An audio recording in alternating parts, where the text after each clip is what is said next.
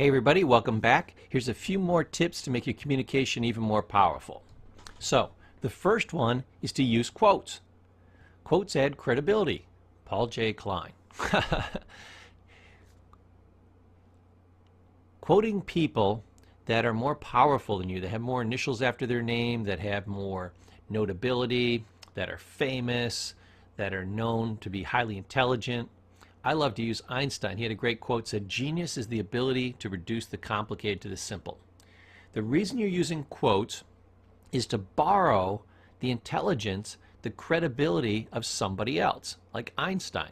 Not the smartest guy in the whole world, right? But pretty smart. So people are going to listen to Einstein because they figure they're not smarter than Einstein. So they may not believe something that you say, but they certainly will believe something that Albert Einstein says. So quotes can be a great way to add credibility, and quotes are a great way to condense knowledge, an entire large concept, into like a single sentence or two. Like, this is a large concept. Genius is the ability to reduce the complicated to the simple.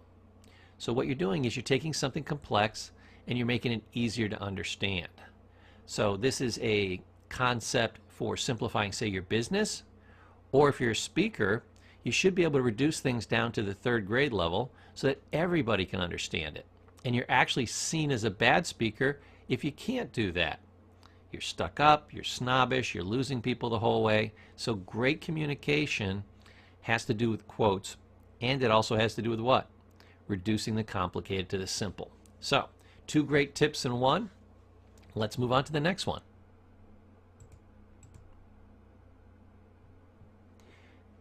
People understand this, I think, intuitively, but they often forget about it, is that the way that we dress is actually a form of communication. Your first impression happens within the first 7 seconds. People have decided about 90% of what they're going to decide about you in the first 7 seconds. So, visual communication is actually huge. It's not an afterthought. It's something that you really need to focus on.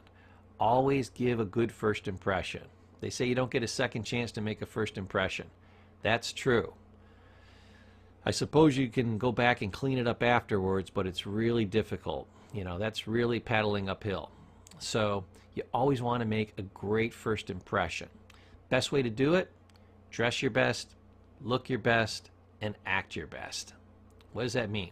Groom properly, no dirt under the nails, always take a shower before you leave the house, make sure you smell good, make sure you don't smell too good. I shouldn't smell you from across the room. If you're a woman and I'm further than 1 foot away, I shouldn't be able to smell you coming into the room.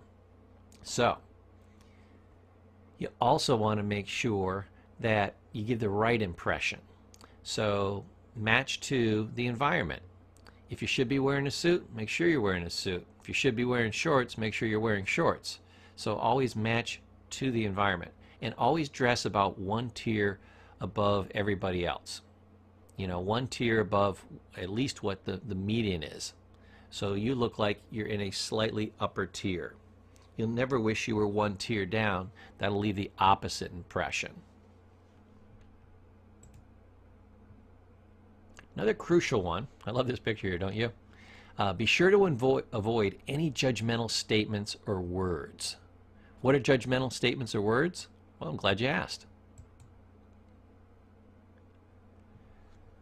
A lot of times, good or bad, right or wrong, can be very judgmental. Sometimes they're not. These aren't words you always have to avoid, but sometimes you want to avoid them if they're coming off as what? Judgmental. So look out for words like good or bad, right or wrong, always. Always is, it's one of those odd words that's such a definitive statement. There's no wiggle room in that. This always happens. Most of the time when you say always, you're wrong. Should. Should means you should have done this, you didn't do it, and therefore you're bad. Can't becomes a word that makes things impossible. You can't do this, you can't do that. It puts value judgments on people as well. Evil's another powerful one. There's more words like this. Here's some straight up judgmental words. Stupid, dumb, you must do this, you must do that, calling somebody, you know, a geek or a jock, no good, never, you better, or that's ridiculous. These are judgmental statements or words. So be very, very cautious with these. They can really hurt you in the long term. Just be very cautious around them. So those are your tips for today, and I'll see you in the next section.